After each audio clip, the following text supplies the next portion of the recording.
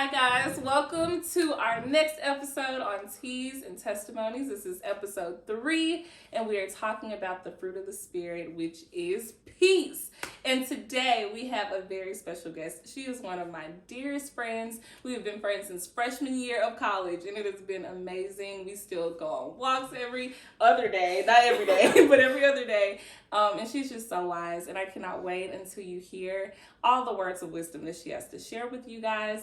And peace is like, oh, everybody just needs peace right now. This is going to be like the best episode. It's going to be great. Hopefully it just encourages you in your walk with the Lord and with yourself and with other people. So yeah, this is Rebecca Wood, and I'm so excited. She's just such a light. She's so spunky. She's also secretly a ballerina. So if you ever see her on campus, just tell her to do like a cool move and she'll do it for you. So it'll be cool. So today we are trying black cherry berry tea. This is actually my first time trying this tea, so I'm excited. It smells really good. It smells just like cherry. Remember, we're going on a detox from coffee, which is why this is Teas and Testimonies and not Coffees and Testimonies, just in case you want an alternative to like sugary coffees and sugary drinks. We don't have any sugar. This is just black tea, but it tastes so good. So Reba, aka Rebecca, is going to try it for us and then tell us what she thinks about the tea. You ready? I'm ready. Okay, hopefully it's not too hot because we did just put it in there, but woo. I think it's okay. Okay. You have to taste it and tell me what you think. Is it too hot? No. Okay, It's good. cool. Okay, it's Mine really too. good. Okay, what does it taste like? I have had this tea before, but I really like it because it just tastes like cherry, but not like cherry medicine. Yeah. Like a sweeter cherry. Like the cherries inside of the chocolate covered cherries. You know what I mean? That's good. Okay, mine is too hot though, so I can't even drink it. Like Just it's burning my thing for a minute. But I'm gonna taste it and then be like, oh, it tastes so good. But it's good that it doesn't taste like medicine. Yeah. Because sometimes with cherry stuff, it can taste really sweet and weird. Yeah, it's and not medicine-y. artificial tasting. That's good. Okay, so it's not artificial. If you like real cherry tasting things and you don't like cherry medicine, which who does, this will be a good tea for you to try. But now we're gonna get into our questions, which I'm so excited about. Remember, it's all about peace. So as you're going through and listening to this, just make sure that you're just like, man, I can have peace and I can have God's peace. And that is what Reba is going to share with us today. You ready? I'm ready. Okay, Reba. So the first question always starts off with our like fun question, or just a question that's more personal to you. Okay. What is a time that you were overwhelmed, you were stressed out, or you just felt like things were not working out and you just felt God's peace in that situation? Can you share that with us? Yes. So one of the main scenarios, this has happened to me a lot in my life. I get stressed out about a lot of things, but one of the main times that I can think of is right before my sophomore year of college. It was during the pandemic and I was at home in the summer and I was trying to decide, like you said, I did ballet for a long time, and so I was trying to decide if I wanted to come back to Union for my sophomore year or stay at home and train and join a professional ballet company. And I just thought about that so much, and I had so much anxiety about it because it would literally change the course of my life 100%. And so I thought about it a lot, but ultimately, after a lot of prayer and after I made one decision and decided that that was the wrong decision because I didn't feel peace, I just prayed a lot, and the Lord spoke through other people and spoke through just my thoughts and my readings, and He made me feel at peace about obviously coming back to Union. Which I'm so happy you did. I know, me too. I lost my friend. I know. I have no regrets sad. about it, but That's so sad. Okay, well, I'm gonna kind of go out of order since you talked about just finding peace in decision making, and I know this was like the last question that I asked. It's okay. I connected it. So. Okay, so how do you think that God confirms like our questions or our doubts or just things that we're asking Him about by giving us peace in that area, or do you think that confirmation comes from like different areas? Like, how did you answer that question? I think that the Lord does confirm through peace a lot of times. I think if it's just like a good feeling or a happy feeling about something, then I don't think that's necessarily confirmation.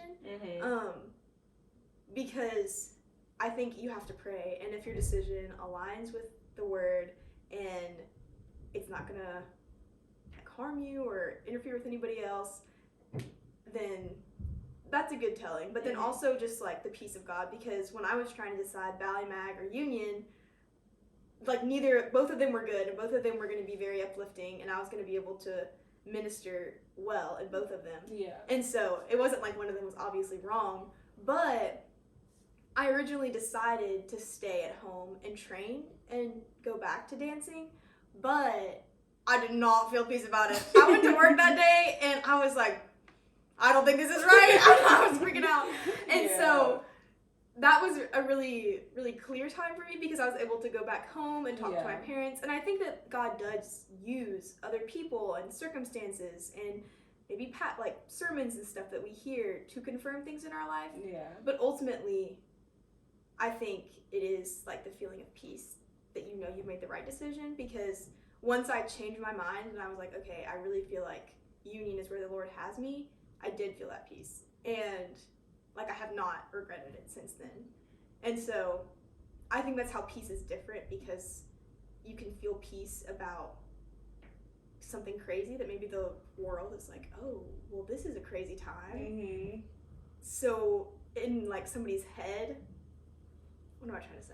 What I'm trying to say is you can feel peace about things that the world might not feel peace about. And so that's how you know it's the peace of God. Yeah. It's because like he does confirm through that. Yeah. And sometimes the things that God is telling you to do may be different from like whatever the world may want you to do. And so that's really good. And then I also feel like one of my mentors, or my only mentor, Miss Davis, she literally told me like God is not trying to hide anything from us. You know, like he can make all the decisions that we have to make, all the things that we may be overwhelmed. Like, it's very, very clear, but we have to, like you said, go to his word and pray and just continue to acknowledge him with those things. And he will give us peace about where he wants us to go. So yeah, you're right. It's not like he's hiding from us, like, no, Reba, you need to go here. Yeah, I'm not going to show you. But I'm not going to give you that feeling. Yeah. So, yeah. But yeah, he definitely directs us into where we need to go. Thank you, Reba. Okay, now, peace is a big fruit of the Spirit, and that can mean a lot of different things for a lot of different people. So what does peace mean to you, and what verses do you go to when you think about peace? Okay, so when I think about peace, I think about complete and utter like trust and reliance on God.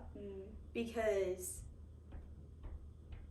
just regardless of what's going on in the world or around me, because I think that you can have peace in crazy times of life, whether it's a pandemic or really crazy test schedules, and I don't know, just various times when you might feel turmoil in your surroundings.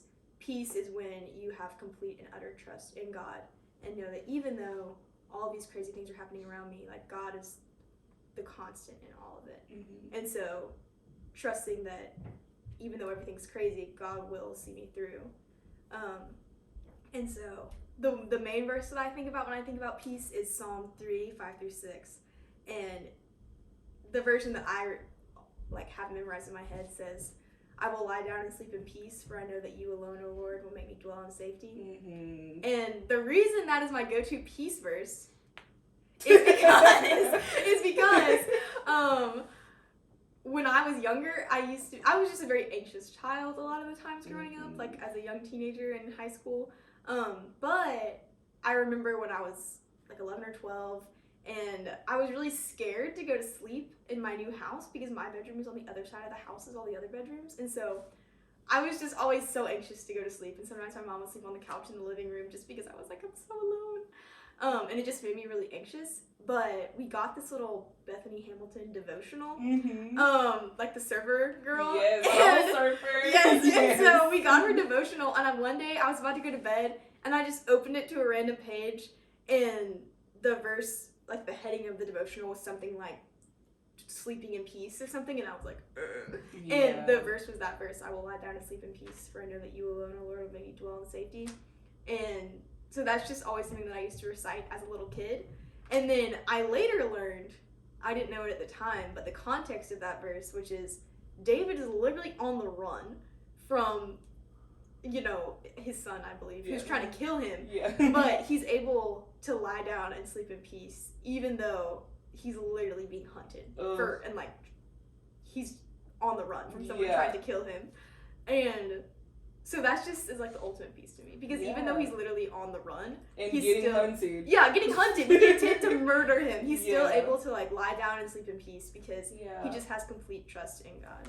Man, that is so good. I have found a lot of comfort in that verse as of late, because oh my gosh, the history of like text messages that I get when I wake up of like this person's sick, or this person has passed away, or this person, just a lot of different things where I'm like, I don't want to go to sleep because I want to wake up to something bad, or like I'm not going to be able to sleep in peace not knowing what's going on. And then I did stumble across that verse, and I was like, God, like you see me even in my problems and like words of like wanting to go to sleep. And it was just so amazing, and he did give me peace in that, because I'm like, I trust in God, and he can keep me throughout the night, and he can keep my family, and he can keep all the other things that I'm like worried about. And so I'm just so happy that verses like that are in the Bible, because I'm like, God, that's perfect. Because God doesn't sleep. So he's always awake, and so he's always able to be in control, even when we asleep. Yes. When we are asleep. Yes. He is able to still be in control, and so we're still able to have peace, because he's still there. That's a good point. Because it's like, man, if I'm not awake, then the world is going to shut down. Yeah, go crazy. That's not true. No, God is in control, and he is still just sovereign and able to keep us even while we're not active. And it's just so great. It is. Oh, that is so good. Thank you for sharing that. Yeah. Okay, so some of my favorite verses when it comes to peace is Isaiah 26:3. I'm actually about to get a new tattoo. I'm going to get a new tattoo, guys. It's going to be like right here. And you're going to be like the first people to know about it. But it's going to say, like, you will keep him in perfect peace whose mind is stayed on you. And I was just like, oh, that's one of my favorites. Just keeping your mind, just thinking about the Lord. He's keeping you in perfect peace. And then John 14:27, which says, peace I leave with you, my peace, not as the world gives. So do not let your hearts be troubled, and do not be afraid. So obviously we see that there's a difference between the peace. Like the world can give us some peace, and then God can give us peace. So what are the differences between the world's peace and God's peace?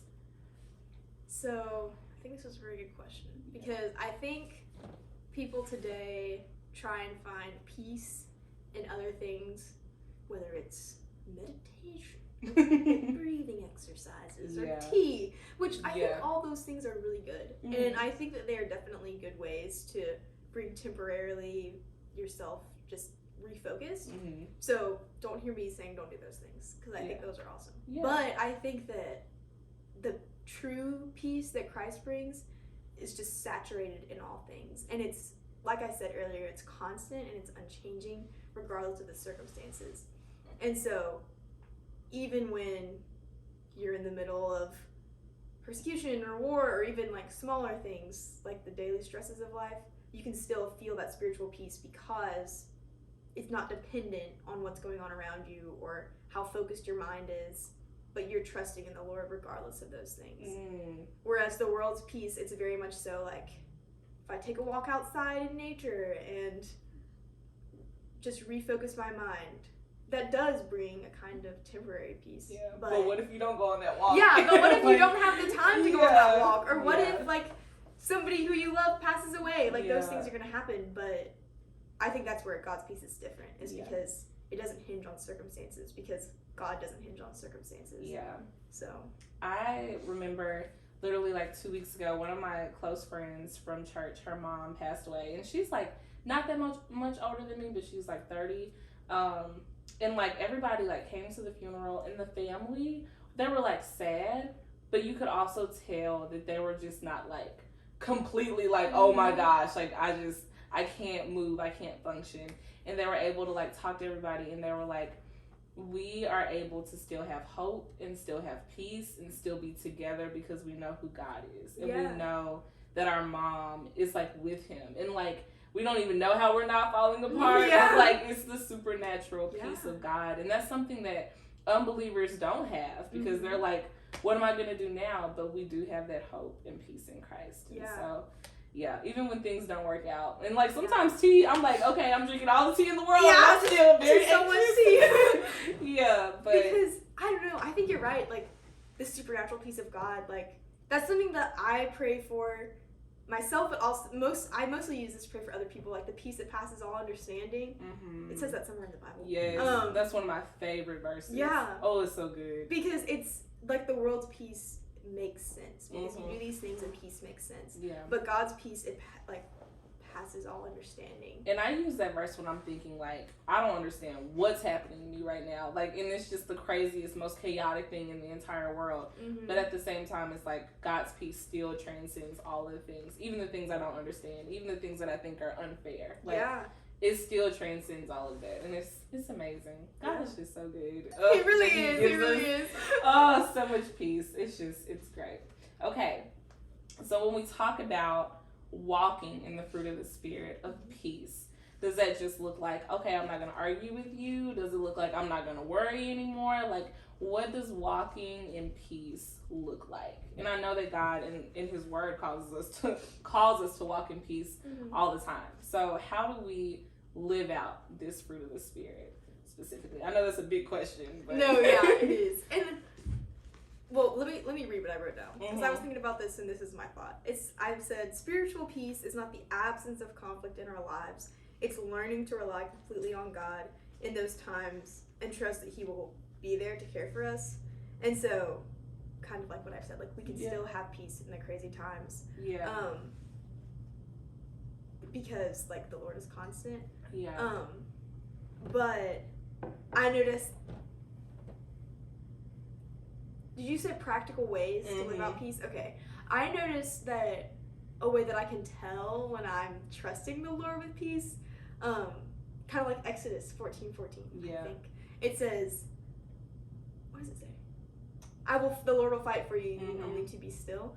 And so I find that in the times when I do feel like I'm standing still before the Lord, I overthink things so much less. Yeah. And I'm a big overthinker. I tend to overthink just about everything. Yeah. And so I find that even if it's the little things, like if I'm trusting in the peace of God, then I overthink less. And so like when my decision about union and ballet, I was overthinking so much. But then once I made the decision and I felt the peace, I didn't overthink it anymore. Yeah. And that like continues into other areas of like trusting that like God's in control, and so it's okay if all of these tiny little things don't align, and you don't have to overthink it because He's in control. He will fight for you. That is so good. I really, when I think about what you just said, there's a verse in the Bible that talks about like God is not the author of confusion, but He is like He's the author of like clarity and peace and all this thing. And I'm like, okay,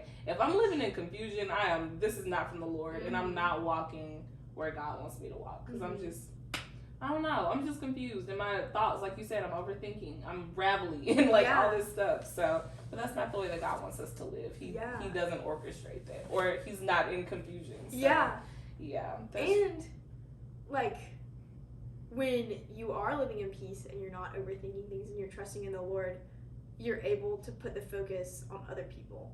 Because when you are overthinking, you're all up in your head. And so it's very inwardly focused. But if you trust the Lord has this under control, like I can lie down and sleep in peace, then you're able to direct your attention to other people. And it's very hard to direct your attention to other people when you're just thinking in your mind about all the things you need to worry about. Oh yeah, so I completely isolate when I am like overwhelmed and confused, and like I'm like, don't talk to me, I don't want to be with you. Yeah, exactly. Yeah, and I think that like kind of goes into like the other fruits of the Spirit that we've been discussing, which is like love and joy. And like the thing that we have been talking about was like the way that you treat other people is a very good indicator of the way of how you're walking in that fruit of the Spirit. Like if you're overwhelmed or anxious, you are not about to love people. You are not joyful. You can't. you really can't. You're just all by yourself and like in your head. And I think this morning I was reading a devotional in Philippians, and it was talking about when we are complaining and when we're grumbling, our whole attention is on the problem, and it's on worrying, and it's on overthinking, when our whole attention should be on Christ, you know, and how big He is, and that gives us that peace. So, it's good. Thank you, Reva. Do you have anything else to say for that one? Or are you good? I think that's it? That's kind of my thoughts right now. Yeah, as it should be. Okay. What do you think are some universal peace disruptors? What are some things that are just those things that just cause us to not have peace? Maybe it's like little things in our life that we're like not operating in peace, or it's big things. I don't know. But like, what are some that like applies to everybody that you think of? Well, from the perspective of someone who's in college, who's also an RA and has an outside job and is involved in other things on campus and schoolwork, and like so many people here are, I think that just busyness in general, like just having so much time allotted and like hour by hour scheduled out, which is good. Like doing a lot of things and being involved in a lot of things is a good thing, but it's hard to experience peace if there's so many things in your mind that are like filling the thoughts, which obviously like God's peace can transcend those things, but if you fill your mind with things that are not the Lord, then how are you going to have the peace of the Lord if you're not allowing him to come into your mind? Yeah. So just busyness, I think. Busyness. And also, I mean, in this day and age, I mean, crazy things be happening left and right. You know what I mean? I mean, the pandemic, there's just a lot of crazy things that are going on in the world. And I think it's easy for us to get wrapped up in things that are happening overseas and things that are happening within the United States. And because of social media, it's all so present. I think that it's a big peace disruptor when we are consumed with things that are so outside the realm of our control. Yes. So. Social media. I feel like that is a peace disruptor. It really is. This is so many like toxic and negative things on here that it's just like, oh God. Like by the time you get off, you're just like depressed and sad, and like worried about the whole world blowing up. So yes, that is a big peace disruptor. So would you say that we would, as believers, would you recommend like cutting back a little bit on the social media that we use? Is that something that you have done and like have seen change your mindset and give you a little more peace, or what? I think it depends. I personally am not the kind of person to track, especially like world news. Like I'm not the kind of person to just track it day by day. Yeah. So that has never been a super big distraction for me personally, but as far as like Instagram and Snapchat and Twitter and all of those things, I think it is a really fine line, because to some extent, if it really is a big problem for you to get wrapped up in those things and get wrapped up in comparison, because that's also like a big way to steal peace if you're comparing, then I think it is good to maybe cut back on that, or maybe cut it out for a time. I know I enjoy social media because I enjoy getting to keep up with friends that I don't keep up with in other ways, who live in other parts of the country or other parts of the world.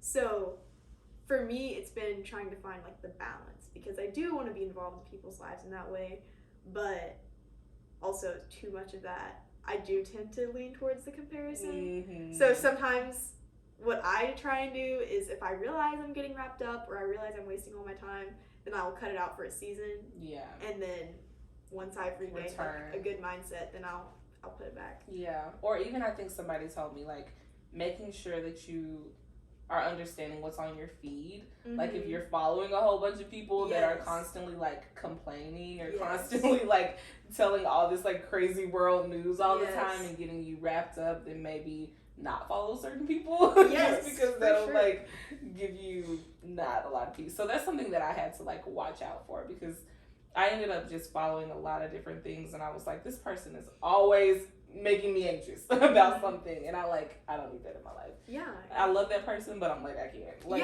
your social media page is not it. You have to know those kind of things that trigger you. So, but I like what you said about finding the balance. It's good, because we need balance. Yeah. And I don't think social media is necessarily an evil thing. I know a lot of Christians think that like social media is of the devil, but personally, I'm not in that mindset. I think that there are very evil things that can come from social media, but I do think it is a good way to keep up with people, and I think it is a good way to, I don't know, it can be a platform to share the gospel if you do it correctly. Yeah. And I don't think it's necessarily all satanic. Yeah. And it's a good way to just like be knowledgeable about things in the world, because I do think it is good to be aware of main things. I don't think you should live under a rock, okay? But it's all a balance. Yeah, so. It is a balance. If social media is all that you're consuming, then obviously you're going to not be walking in the peace of the Lord. But if you are balancing out, like, okay, I'm on social media, but I'm also spending a lot of time in the Word, or like with people that are actually uplifting and like encouraging and all the things, then yeah, I agree. I completely agree. I was like, oh my gosh, we're in the Lent season. I don't know if you guys celebrate Lent or not. My mentor does, and I was like, I don't know what I would give up for 40 days. Like, I have no idea. She is giving up social media, and I was like, God, could I give up social media for 40 days? Because that's a lot. But also, I'm doing a podcast, so I'm using you guys as my excuse to not do that for Lent. R.I.P. But at the same time, like, also just figuring out, like, if social media is becoming, like, an idol in your life, and, like, you're like, I can't let this go, then maybe also try to let it go for a little bit. Yeah. Okay. Here we go. I think we already talked about practical ways that we can rest in Christ. And did you have any more practical ways that you talked about, or you're good? Yeah, I think, practical ways? Mm-hmm. Oh, well, I think one practical way is just, I know this sounds kind of cliche because I feel like it's the solution to a lot of things, but I really think it is.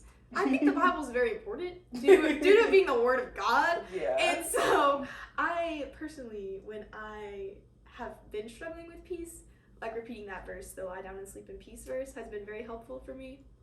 Or like, I cast all my anxieties on Him because He cares for me. Just little verses like that, just having them memorized so that when you are anxious, you can repeat those. And if you're filling your head with things of the Lord, then there's not room for other things to creep in, because you can only think about one thing at a time. Even though it feels like you think about hundreds of things at a time, realistically, you can't. Yeah. Like, you think about one thing at a time. And so if you're thinking about things of God and you're dwelling on things of God, especially in times when you are very anxious,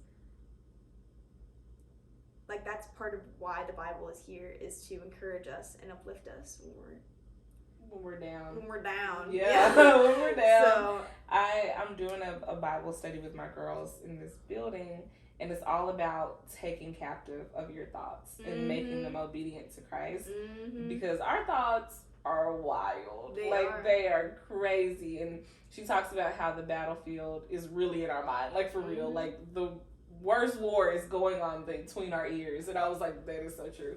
But she was like meditating, like you said, on the Word of God, constantly like refilling like fear with faith, and constantly refilling doubt with God's peace, and like all this other things. Like, it switches your mindset to living in peace rather than the confusion. And a practical way that I found to be helpful in trying to fill your mind with the things of God is just trying to empty your mind of things that you're already thinking about. And so a man once told me about this method, and it's where you draw, if you're about to journal or you're about to do something and you want to empty your mind of anxiousness or worries, then you can draw an empty cup on a piece of paper, and in the cup you write down all of the things that you're thinking about, whether it's things that you're worried about, or if you just need to remember to buy toothpaste at the store, you write down toothpaste, and just all of the things that are filling your mind. And then once they're all written out and you can just see them there, I don't know what it is. It's just a lot easier for your mind to be open to other things, because you realize, like, this is what I'm thinking about, this is what I'm anxious about, this is what I need to remember. And some of those things are good to think about later, so that's why you write them down. Yeah, it's like a brain dump. It is. And so you just put it on the page, and then somehow, at least for me and other people that I've talked to who've tried this method, it's just really helpful in order to try and clear your mind and empty it. Yeah, and then maybe refill it with Word. Yeah, exactly. Yeah. It's something that I used to do a lot before quiet times. Yeah. Because I would be thinking about a lot of things and would have a hard time focusing on the Word, and so I'd be like, I need to empty my cup out. So. Especially in college. Like, I feel like we go at 100 miles per hour. and we are always thinking about something. The next assignment, what social event you're going to, what you're about to do with your friends, what you're going to eat, and like all this stuff. And it's just crazy. Like, I don't even know. I don't know what happens in my brain half the time, but that is a good practical way to do brain dumps. We're going to start doing brain dumps on Teas and Testimonies because, oh my gosh, that's so good. That's a great practical way. Okay, we always end our show with you telling me 3 things or 3 simple joys that stir your affections for Christ. You're like, Jesus, thank you for this. Like, mine would be French fries. I'm like, oh, yes, what I mean. The Lord, thank you. Like, you sit French fries down for me. Like, just really, to enjoy. Yes. Just to enjoy. Honestly. Yes. Okay. This is a good question. Mm-hmm. Well, no, I haven't thought about. Yeah. But I am thinking about it right now. And the first thing that came to my mind is just warm weather and sunshine. Because that's how it is right now. And after being in a season of such cold and rainy winters, the sunshine just really does make me feel so thankful. And it just makes me feel like the Lord cares about me. Yeah. Like, He made this weather warm. Yes, the clouds are gone. Yes. The sun is here. Yes. And then something else is mountains. When I'm looking at mountains, because it just reminds me every time I see mountains that the Lord didn't have to make the earth so beautiful. And He could have made us live in a literal box and just drink nothing but like water. And that would have been really sad. But we would have been okay, and He would have cared for us, but He didn't. Yeah. And just like the grandeur and the splendor of the mountains just reminds me of that like how kind He is to us and just the little things. And then the last one, okay, this is like, okay, so Red Lobster biscuits. Oh yeah, oh yes, oh yes. I don't eat it very often, but I just remember being a child, and I got a Red Lobster biscuit, and I was like, heaven is for real. Like, this is why, you know? Red Lobster biscuits is a silly example, but when I eat really good food, like the French fries, you know, it's just another reminder that like the Lord really does care, and He could have made food taste like nothing. Yeah, He didn't have to give us taste buds. But He doesn't. I was just talking to Fran Thomas on her podcast episode about how God did not have to give us taste buds, but He did. Just so we can enjoy food. Yes, exactly. What a blessing. And so when food is just really good, like Red Lobster biscuits, it just really reminds me of that. Yes, I'm gonna have to like just slide you some Red Lobster biscuits. Honestly, you can buy them at Walmart and make them yourself. We have at my home. They're just so good. I haven't done it in a long time. I might, for being on the podcast, I'll buy you a little box. Oh my gosh. Oh my gosh, it's so good. Well, thank you for being on the show, Reza. Such a blessing talking about peace. Okay, you guys, so this was episode 3 of Teas and Testimonies, all about peace. I hope that you were able to listen to this and re-listen to it, do the brain dumps, and then start filling your brain with the word of the Lord, and just continue to like rest in Him. Realize that you can go to sleep in peace, you can live in peace, you can just continue to rely on the Lord, because He's always in control. Even when you're not, and even when our world is not, He is in control. So just meditate on that and find rest in that, because He is for us and He is faithful. So you guys can find this as usual on YouTube, on Spotify. You can always go to my Instagram, on Teas and Testimonies Instagram, and just find this video. But this is all that we have for you today. I hope that you leave going to tell your story, encouraging other people, and drinking delicious teas. We will see you next week.